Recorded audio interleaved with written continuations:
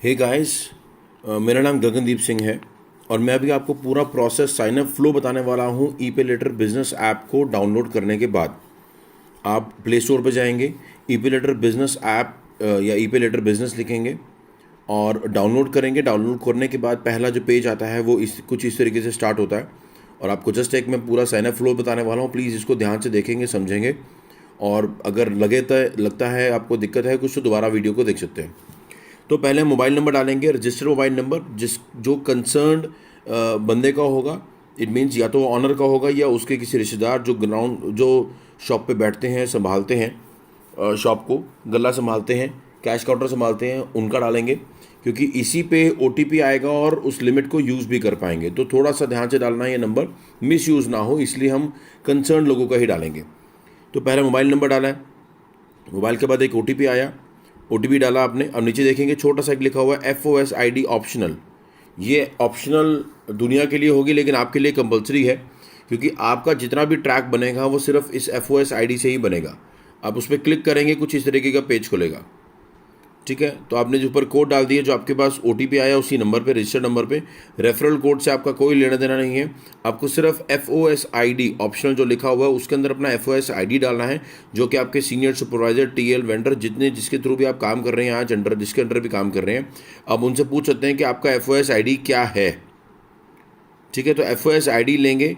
6 digit का FOS ID होता है, ज़्यादातर 7 डिजिट्स का, तो आप वो ले सकते हैं। उसमें कुछ एक डिजिट कॉमन होती है, जैसे शुरू में 100 कॉमन आ रहा है अभी तक। ठीक है, जो भी आपका है वो आपको 7 डिजिट का कोड याद करना है। अगर ये आप मिस करते हैं किसी भी XYZ रीज़न से, आप भूल गए या आपको मिला नहीं था, आपने एंट्री मारनी शुरू कर दी, तो सॉरी टू से वो एंट्री कहीं भी काउंट नहीं होगी। हमारे पास उसका कोई ट्रैक नहीं होगा, कोई डाटा नहीं होगा, उसकी रिस्पॉन्सिबिलिटी मैं नहीं ले पाऊंगा। ठीक है गाइस, चलो आगे। आप चेक बॉक्स बना हुआ है नीचे, उस पर टिक करेंगे, आप कंटिन्यू करेंगे। कंटिन्यू के बाद अब देखिए जैसे कोड डाल के दिखाया गया अभी एक एग्जांपल 1001043, इस तरीके का कोड होगा आपका। आपको इसी तरीके से कोड डालना है। उसके बाद आप टिक करेंगे चेक बॉक्स पे, एक्सेप्ट एंड उस पर आएंगे। मेन ये आपका डैशबोर्ड आ जाता है। अब ये सारा काम किसके फ़ोन में चल रहा है? ये मर्चेंट के फ़ोन में चल रहा है। इससे पहले हम रेफरल लिंक्स पे काम कर रहे थे, रेफरल लिंक पे काम खत्म हो गया है। आपको दिक्कत आती थी बहुत सारी चीज़ें, तो इसीलिए आपके लिए डाला गया है कि FOS ID के अंदर काम करेंगे। ठीक है जी, तो यहाँ पे आप देखेंगे तो आपने अप्लाई नाउ पे बटन दबाना है। अप्लाई नाउ दबाने के बाद आपका पेज खुलता है कुछ इस तरीके से, जो कि आपसे पूछ रहा है पैन और name as per PAN. PAN का एंटर करेंगे, पैन नंबर। पैन नंबर किसका है ये, प्लीज़ यहाँ से समझेंगे। पैन नंबर ये उसका होगा जो बिजनेस ऑनर है, जिसके नाम पे उसका बिजनेस रजिस्टर्ड है। इससे उस दुकानदार या दुकान पे बैठने वाले का कोई लेना देना नहीं है। अब ये उसके फ़ोन में इंस्टॉल कर रहे हैं, लेकिन यहाँ पे डिटेल जो डाल रहे हैं वो डालेंगे बिजनेस ऑनर का। एक एग्जांपल मैं ले लेता हूँ। मान लीजिए मैं गगनदीप सिंह, मैं बैठा हूँ काउंटर पे, लेकिन मेरा बिजनेस जो है मेरे फादर के नाम पे है, या मेरे वाइफ के नाम पे है, या मेरे मदर के नाम पे है, किसी के नाम पे भी हो सकता है। तो ये जो डिटेल डलेगी ये मेरे फादर की डलेगी, मेरी नहीं डलेगी। अगर चाहे मैं बिजनेस संभाल रहा हूँ उससे फ़र्क नहीं पड़ता है। नंबर आप अपना डाल सकते हो सबसे पहले, नंबर गगनदीप सिंह यूज़ कर सकता है सबसे आगे, सबसे पहला जो रजिस्ट्रेशन किया था। लेकिन ये पैन नंबर या जितने भी डॉक्यूमेंट डलेंगे वो मेरे फादर्स के ही डलेंगे, क्योंकि GST या कोई भी एक बिजनेस डॉक्यूमेंट में उन्हीं का नाम है। ठीक है, तो पैन नंबर मिस नहीं होना चाहिए। पैन नंबर डालेंगे सही से और उसके हिसाब से जो नेम लिखा हुआ है पैन पे वो डालेंगे। और इसमें हमें कोई डॉक्यूमेंट अपलोड नहीं करना है, सिर्फ नंबर डालेंगे। अगर नंबर गलत डालते हैं तो इसको आगे नहीं बढ़ने देगा, वो इनकरेक्ट पैन बता देगा। ठीक है, और अगर नाम भी गलत है तो मिसमैच होगा, तो उसमें अगर रिजेक्शन आ गया तो उसकी रिस्पॉन्सिबिलिटी आपकी होगी सर। तो प्लीज़ क्रॉस चेक करेंगे और सही से डालेंगे। कंटिन्यू दबाएंगे। कंटिन्यू करने के बाद आपको एक प्री अप्रूव्ड एक लिमिट अप्रूव हो जाती है, दिख जाती है सामने ही। ये किस केस में दिखेगी? अगर पैन चेक होने के बाद एक लिमिट दिखी है, मान लीजिए 50,000 रुपये, तो इट मीन्स कि 50,000 तो लिमिट ज़रूर आने वाली है अब उसकी। अब उससे ऊपर भी हो सकती है, उससे ऊपर भी हो सकती है। तो इसका मतलब यहाँ पर रुकना नहीं है, सिर्फ एक थोड़ा सा एक अच्छी वाइब्स, एक अच्छी सामने वाले को फीलिंग देने के लिए ये यहाँ डाला गया है कि सर कॉन्ग्रेचुलेशंस, आपको सर 50,000 तो मिल ही रहे हैं सर, मैं पेपर पूरे कर देता हूँ ताकि आपको ये अवेल कर पाओ, सर्विसेज अवेल कर पाओ। ठीक है जी, डॉक्यूमेंट्स पूरे कर देते हैं। तो आपको इसका कोई रिकॉर्ड नहीं रखना है अभी, और ये वैलिड अदरवाइज नहीं है। मतलब इसके बाद का प्रोसेस होगा तो वो पता लग जाएगा हमें आपने अगर प्रोसेस आगे किया है या नहीं किया है। ठीक है जी, तो आप यहाँ इस पेज के बाद आगे कंटिन्यू करेंगे, लेकिन ये पेज सिर्फ किस केस में आएगा, अगर लिमिट अप्रूव हो रही है तो। अगर लिमिट रिजेक्ट हुई है तो ये पेज नहीं आएगा और सीधा आप इस पेज पे आ जाएंगे। ठीक है जी, अगर लिमिट आई है तो वो पेज दिखाएगा, नहीं आई है तो सीधा इस पेज पे आ जाएंगे। जो दोनों केस में हमें ये करना ही है। तो आप यहाँ पे क्या करेंगे, अभी सबमिट केवाईसी जो आपको मालूम ही है प्रोसेस कि एक तो होता है डिजी लॉकर का प्रोसेस जो स्टार्ट दबाने के बाद आप करते हैं, लिखा हुआ है digital KYC is easy and fast.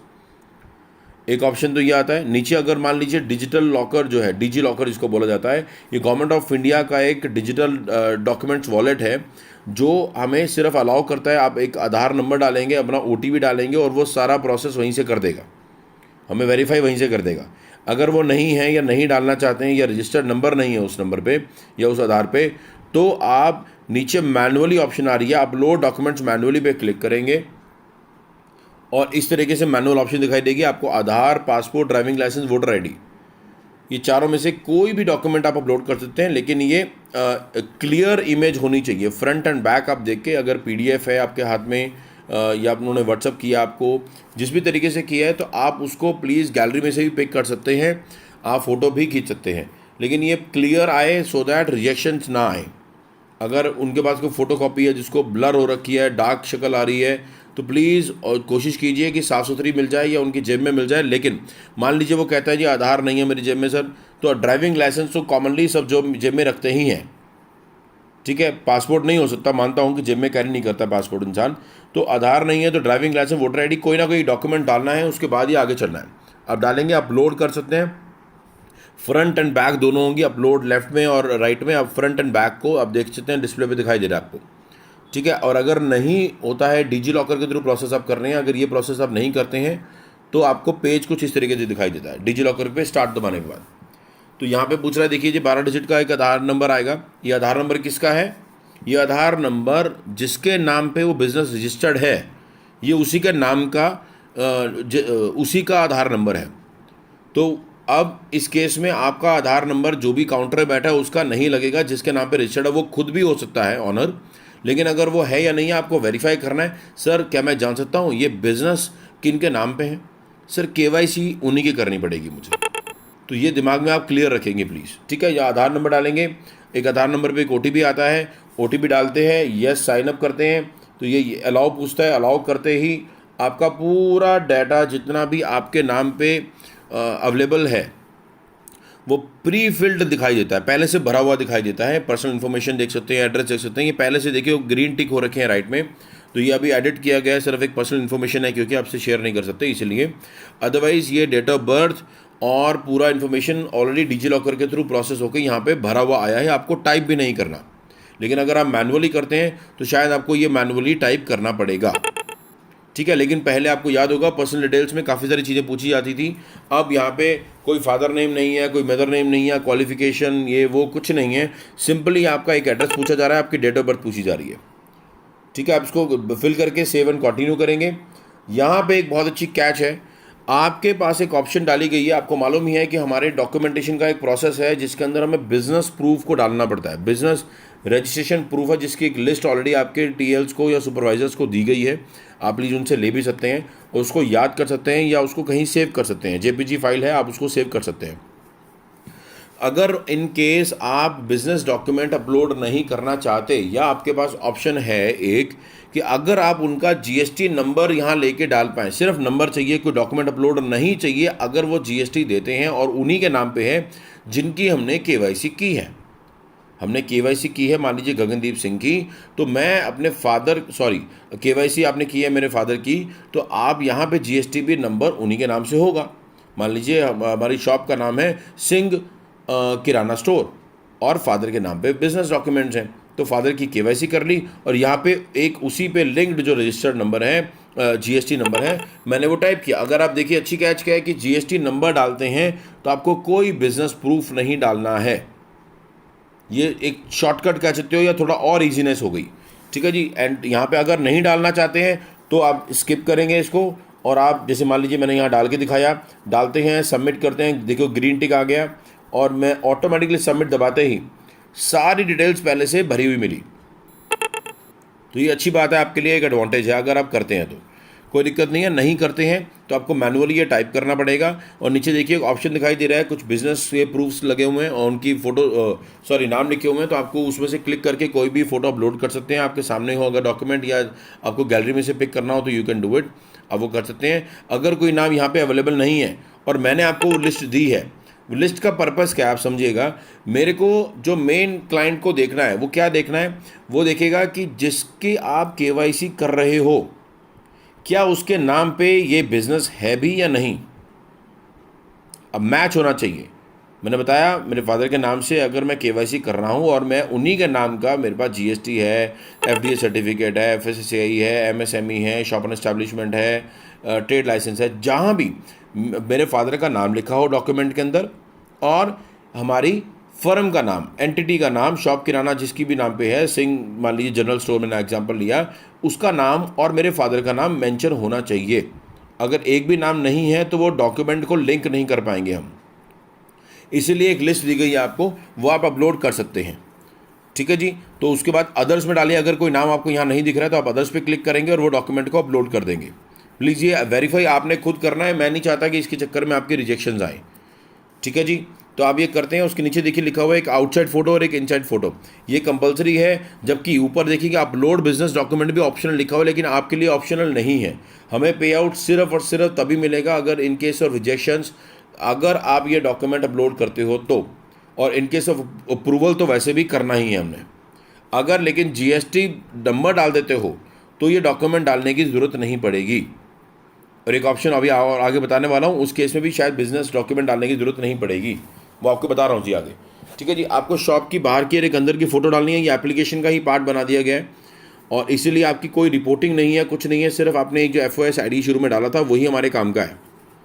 ठीक है जी। तो यहाँ पे एक आईडी डालेंगे, आउटसाइड फ़ोटो लेंगे, बाहर से बोर्ड दिखना चाहिए और एंट्री गेट दिखना चाहिए। बिल्कुल एकदम मुंह पे चढ़ के फ़ोटो नहीं लेंगे बोर्ड की, और बहुत दूर से नहीं लेंगे कि पहचाना नहीं जा रहा कि बोर्ड किसका है। थोड़ा सा क्लोज, थोड़ा सा दूर होके आप, सो दैट आपको बोर्ड दिखे क्लियरली और साथ में नीचे पड़ा हुआ सामान है या एंट्री गेट है वो नज़र आना चाहिए। ठीक है जी। जैसे हम अच्छे से अपनी सेल्फी लेते हैं ऐसे ही वहाँ की फ़ोटो भी खींचनी है। प्लीज़ ध्यान से फ़ोटोज़ खींचिएगा, क्योंकि ये छोटी छोटी बातें हैं जिसके ऊपर क्लाइंट ने ऑलरेडी अपनी ऑडिट टीम बिठा दी है। अभी तक जो चल रहा था वो उसको छोड़ दीजिए, आगे बहुत स्ट्रॉन्ग टीम बैठ चुकी है ऑलरेडी। तो हम नहीं चाहते किसी रीज़न से भी हमारा लॉस हो। आपका नहीं अकेले का, वो मेरा भी है। ठीक है। तो अच्छे से एक फ़ोटो बाहर की और एक अंदर की एक इन्वेंट्री की फ़ोटो खींच सकते हैं आप, सामान की फ़ोटो, या गेट पे खड़े होंगे बाहर ही तो आप वहाँ से एक अच्छा सा एक व्यू दिख जाएगा आपको, फ़ोटो क्लिक कर लीजिए। ठीक है जी। तो आप ये फ़ोटो क्लिक करते हैं और डॉक्यूमेंट डालते हैं, नेक्स्ट दबाते हैं। देखिए यहाँ पे ये पूरा रिव्यू एक पेज आ जाता है आपके सामने, जो पहले भी हम करते थे। रिव्यू पेज है कि पर्सनल डिटेल में कोई गड़बड़ आपको लग रही हो, आपको पैन नंबर में कोई गड़बड़ लग रही हो, डेट ऑफ बर्थ में गड़बड़ है, कहीं भी कुछ लग रहा है आपको तो आप चेंज कर सकते हैं। इसको स्क्रॉल डाउन करेंगे, बिजनेस प्रोफाइल दिखाई देगा आपको। थोड़ा स्क्रॉल डाउन करेंगे, बिजनेस प्रोफाइल में भी आपका जीएसटी नंबर आ गया, बिजनेस का नाम आ रहा है, एड्रेस आ रहा है। कोई भी गलती आपको लग रही है आप उसको क्लिक करेंगे एडिट पे और चेंज कर सकते हैं। अब यहाँ पे आप देखिएगा नीचे लिखा हुआ लिंक्ड सप्लायर। ये लिंक्ड सप्लायर किस केस में यूज़ करना है वो समझ लीजिए प्लीज़। अगर आप चाहते हैं कि आपका जीएसटी भी आपने अपलोड नहीं किया है, या कोई डॉक्यूमेंट नहीं डाला है, या जीएसटी का नंबर भी नहीं डाला है, तो एक ऑप्शन है। अगर आप ये यूज़ करना चाहते हैं तो आप अगर किसी भी ऐसे ब्रांड या ऐसे मर्चेंट के पास गई हैं जो किसी भी हमारे लिस्टेड ब्रांड की लिस्ट में से ही वो शॉपिंग करता है, जिसका एक एग्जांपल दे देता हूँ, आप लिस्ट मेरे से ग्रुप में ले सकते हैं, जिसके नाम बता देता हूँ आपको। जैसे फ्लिपकार्ट है, ठीक है, पहले वॉलमार्ट और बेस्ट प्राइस होता था, वो फ्लिपकार्ट बन चुका है, फ्लिपकार्ट है। और इसके अलावा जो ब्रांड्स का नाम है अगर आप बात करते हैं तो फ्लिपकार्ट हो गया, मेट्रो कैश एंड कैरी है, अमेज़ॉन पे है, अमेज़ॉन होलसेल है, कोलगेट है, ये कोलगेट भी एक होलसेल का काम करते हैं, शॉप किराना है। ठीक है जी। इसके अलावा आप बात करते हैं तो सॉल्व है, ठीक है, लॉट्स है, नुक्कड़ शॉप्स है, इस तरीके के बहुत सारे ब्रांड्स और हैं। अगर वो किसी भी ऐसे ब्रांड से जो हमारे पास लिस्टेड है अगर वो शॉपिंग करता है तो आपके लिए एक अच्छी ऑप्शन है कि आप उसको बिज़नेस प्रूफ नहीं डालने की ज़रूरत पड़ेगी हमें, ना ही हमें उसका जीएसटी नंबर डालने की ज़रूरत पड़ेगी। आप सिर्फ उसका एक कार्ड जो उसके हाथ में होता ही है, जब भी किसी जगह पे जाके शॉपिंग करता है तो उसको अपने हाथ में या तो कार्ड ले जाना पड़ता है या उसके फ़ोन में एप्लीकेशन होगी, दोनों में से एक चीज़ अवेलेबल मिलेगी। उसके अंदर एक नंबर होता है जिसको बोलते हैं मेंबर आईडी। क्या होता है मेंबर आईडी? रजिस्ट्रेशन जो वो फर्स्ट टाइम किसी भी ऐसे ब्रांड के साथ काम करेगा तो अपने आप को वहाँ पे वो रजिस्टर कराता है कि मैं सर ऑथराइज बंदा हूँ, मैं एक मर्चेंट हूँ, मैं आप होलसेलर हो, मैं आपसे सामान लेके बेचने आया हूँ। तो उसको पहले अपने प्रूफ देने पड़ते हैं कि आप सही में मर्चेंट हैं, क्या आपकी दुकान है, तो वो आपको प्रूफ देने पड़ते हैं। तो वो प्रूफ वहाँ दे चुका है तो हमें दोबारा लेने की ज़रूरत नहीं पड़ेगी। इसलिए अब वो जब वो अपने आप को रजिस्टर करता है वहाँ पे उस ब्रांड के साथ, तो वहाँ पे एक रजिस्ट्रेशन नंबर मिलता है उसको बोलते हैं मेंबर आईडी। वो मेंबर आईडी हमारे काम की चीज़ है। अगर आप वो मेंबर आईडी को ढूंढ सकते हैं, ढूंढने का तरीका आपको बता दिया मैंने। उनके हाथ में या तो होगा कार्ड या उनके फ़ोन में होगी एप्लीकेशन। ठीक है जी, तो आपके दोनों चीज़ें काम की हैं। आप ऐड न्यू पे बटन दबाएंगे, पेज खुलेगा कुछ इस तरीके से। फ्लिपकार्ट जैसे आप दिख रहे हैं, ड्रॉप डाउन है, राइट में छोटे से देखेंगे ट्रायंगल बना हुआ डार्क कलर का। आप उस पर क्लिक करेंगे तो आपको सारी ऑप्शन दिखेगी कौन कौन से ब्रांड के साथ हम लिंक्ड हैं। ठीक है जी, आप वो ब्रांड्स की कॉपी रख सकते हैं। मेरी तरफ से भी लिस्ट मांगेंगे तो मैं आपको प्रोवाइड करा दूंगा। वो आप क्लिक करेंगे, जिस भी ब्रांड से वो शॉपिंग करता है, जिसका कार्ड आपके पास अवेलेबल है, जिसकी वो एप्लीकेशन अवेलेबल है, आप वो चूज़ करेंगे। वो किस स्टोर से शॉपिंग करता है वो चूज़ करेंगे। मेंबर आईडी पूछ रहा है, वो आपको मेंबर आईडी वहाँ पे लिखनी होगी। ठीक है जी, और नीचे पूछ रहा है, देखिए वो select member card issued by supplier. अब यहाँ पे क्या है, सेलेक्ट मेंबर कार्ड जो बोल रहा है, जो आपके हाथ में कार्ड उसने दिया है कि हाँ जी यार ये रहा मेरा कार्ड। तो आप क्लिक करेंगे सेलेक्ट को, कैमरा ओपन करेंगे, फ़ोटो खींच देंगे। अगर वो फ़ोटो आप खींच देते हैं तो हमारा प्रूफ हो जाता है कि ये बंदे का ऑलरेडी एक मेंबर आईडी या मेंबर कार्ड या किसी ऐसे ब्रांड से शॉपिंग करता है। अगर ये कर देते हैं तो आपको बिजनेस प्रूफ डालने की ज़रूरत नहीं है, जीएसटी नंबर डालने की ज़रूरत नहीं है। तो आप पहले से पूछ सकते हैं सर क्या आप शॉपिंग करते हैं या नहीं करते हैं। आप बेसिक सी बातें उससे पूछ लेंगे पहले से, तो आपको क्लियर होगा कि एप्लीकेशन के अंदर आपको प्रोसेस कैसे करना है। ठीक है जी, ये क्लियर हो गया। मेंबर आईडी डालेंगे, उसकी फ़ोटो खींचेंगे। अगर वो कहता है जी मेरे पास तो कार्ड नहीं है, मेरे फ़ोन में एप्लीकेशन है, सर कोई दिक्कत नहीं है। एप्लीकेशन के अंदर जाएंगे आप, उसकी एप्लीकेशन मतलब मान लीजिए वो मेट्रो की एप्लीकेशन खोलता है, मेट्रो कैश एंड कैरी की। मेट्रो कैश एंड कैरी की एप्लीकेशन खोलेंगे, उसके अंदर प्रोफाइल एक ऑप्शन होती है, प्रोफाइल पर क्लिक करेंगे तो उसका एक मेंबर आईडी वहाँ पर मैंशन है। मेंबर आईडी आप लिख देंगे और साथ में उसकी एक फ़ोटो अपलोड कर देंगे जो नीचे सेलेक्ट लिखा हुआ है। यहाँ पे आपका काम खत्म हो जाएगा। अगर आपको कोई बिजनेस प्रूफ नहीं मिलता है या नहीं है, या वो नहीं देना चाहता या आप नहीं डालना चाहते, सारी ऑप्शंस अवेलेबल हैं, आपके हाथ में है। आप चीज़ें जीएसटी नंबर डाल सकते हैं, बिजनेस प्रूफ को ऐड कर सकते हैं, कोई भी बिजनेस प्रूफ जिसमें दोनों का नाम हो, बिजनेस का नाम और उस बंदे का नाम होना चाहिए, या फिर उसका कोई भी एक ऐसे ब्रांड का जो ब्रांड हमारे साथ लिस्टेड है उसका एक डॉक्यूमेंट डालते हैं तो वो भी काम हो जाएगा। ठीक है जी, आप सेलेक्ट करेंगे, सबमिट करेंगे।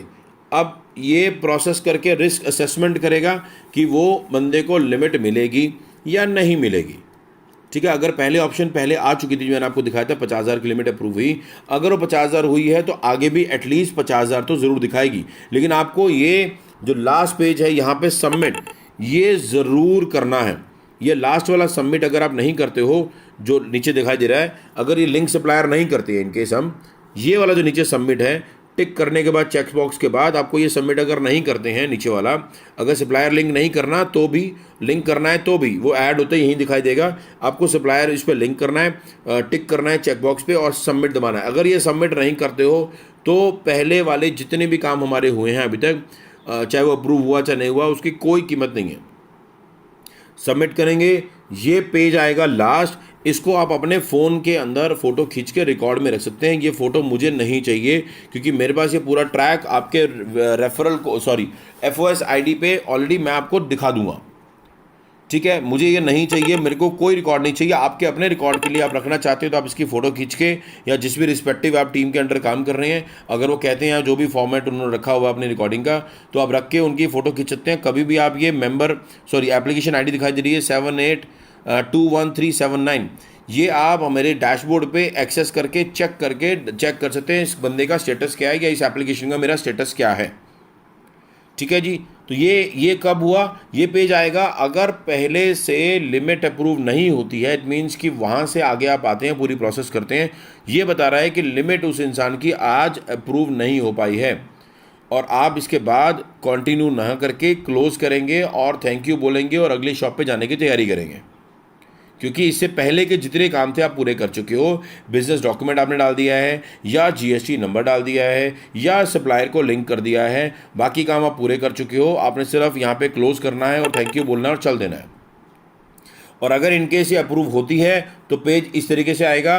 कि आपको दिखाई देगा thank you your application ID, जो कि पहले भी दिखाई दे रही थी इससे पहले शुरू में, वो आपको दिखाई देगी और वो आपको दिखाई देगी और आपके पास सामने ये पेज आएगा जो आपके सामने दिख रहा है अभी। तो इसके बाद आप क्या करेंगे, आप आगे चलेंगे, ये दिखाई दे रहा है please register e mandate and NACH to activate the limit. ठीक है जी, तो आप ये प्रोसेस को पूरा करेंगे किस केस में, जिस केस में आपकी लिमिट अप्रूव हुई है। ठीक है जी, तो आप कंटिन्यू, क्योंकि इसमें पे आउट तभी मिलता है जब आप लिमिट के बाद, लिमिट अप्रूव होने के बाद पूरे डॉक्यूमेंट्स का काम पूरा कर देते हो। ठीक है जी, काम पूरा नहीं हुआ है अभी, तो हमें इसके बाद का प्रोसेस करना है। आप कंटिन्यू दबाएंगे, आप देखिए बैंक डिटेल्स आपके सामने आ गई है। उस कस्टमर की बैंक डिटेल्स लेंगे, या तो उसकी पासबुक से उठा सकते हैं या उसके चेक से उठा सकते हैं।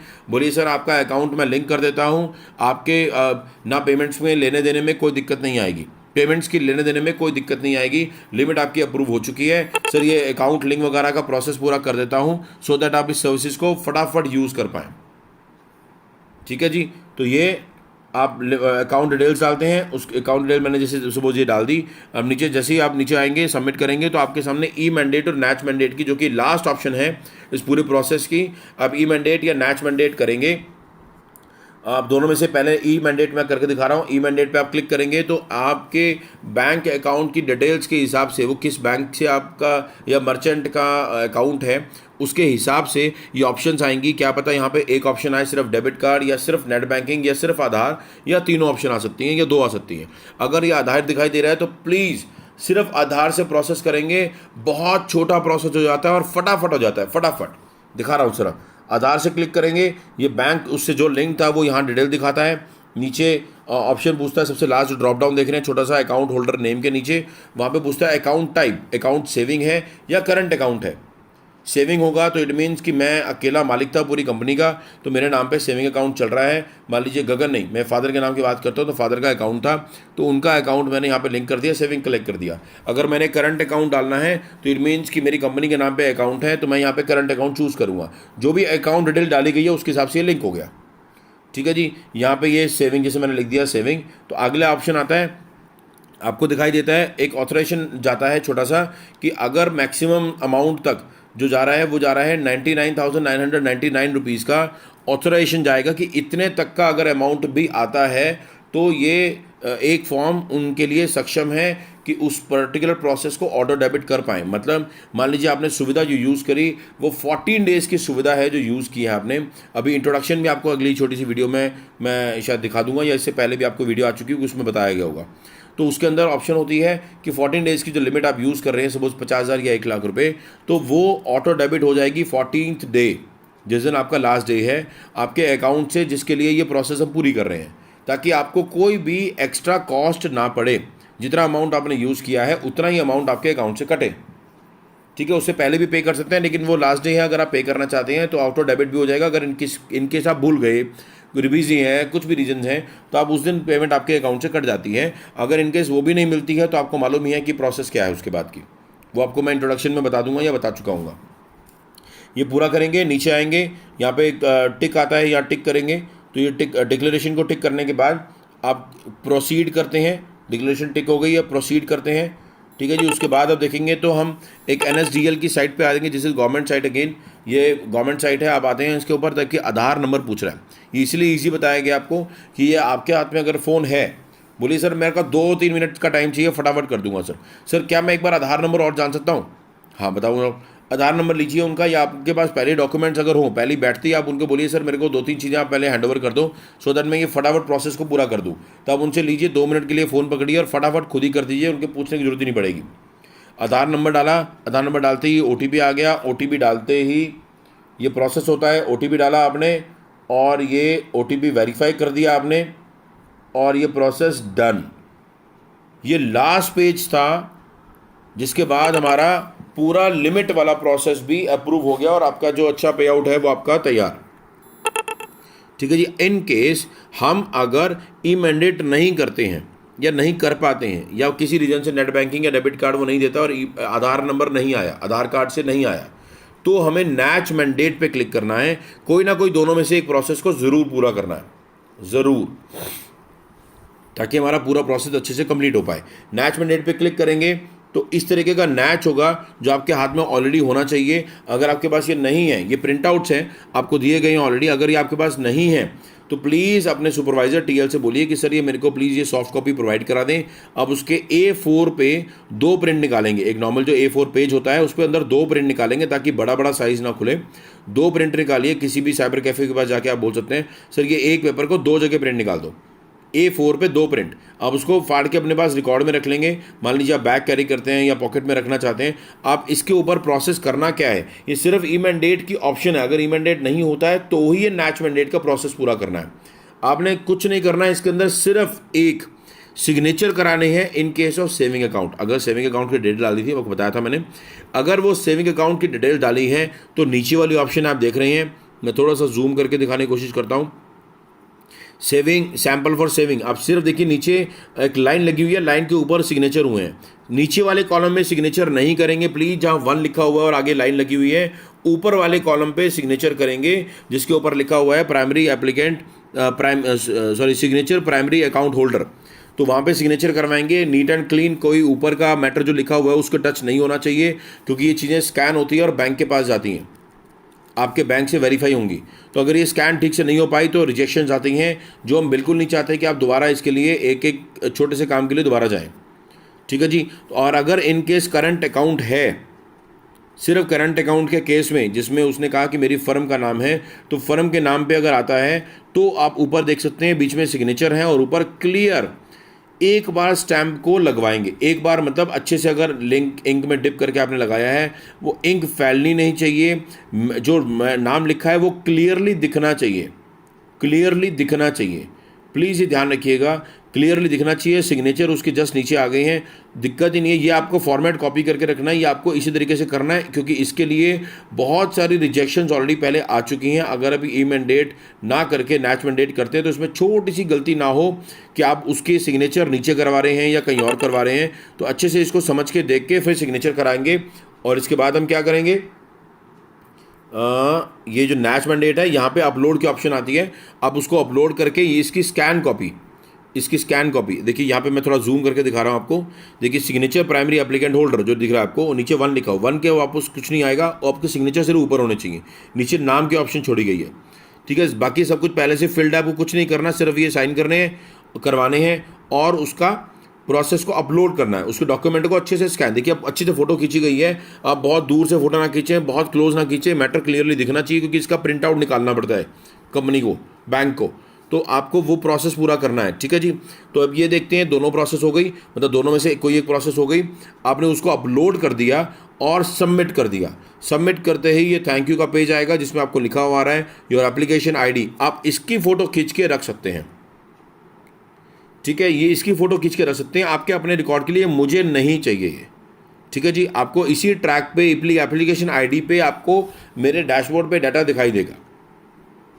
ठीक है जी। यहाँ पे आके हम देखेंगे तो हमारा पूरा काम, देखिए लास्ट पेज था, हमारा पूरा काम खत्म हो चुका है। जितना भी काम हमारे पास था, मतलब लिमिट अगर अप्रूव हुई है तो भी और लिमिट अप्रूव नहीं हुई है तो भी। लिमिट अप्रूव हुई है तो हमें पूरा प्रोसेस करना है, जिसके अंदर अकाउंट और नैच मैंडेट का प्रोसेस था, ये ई मैंडेट का प्रोसेस था।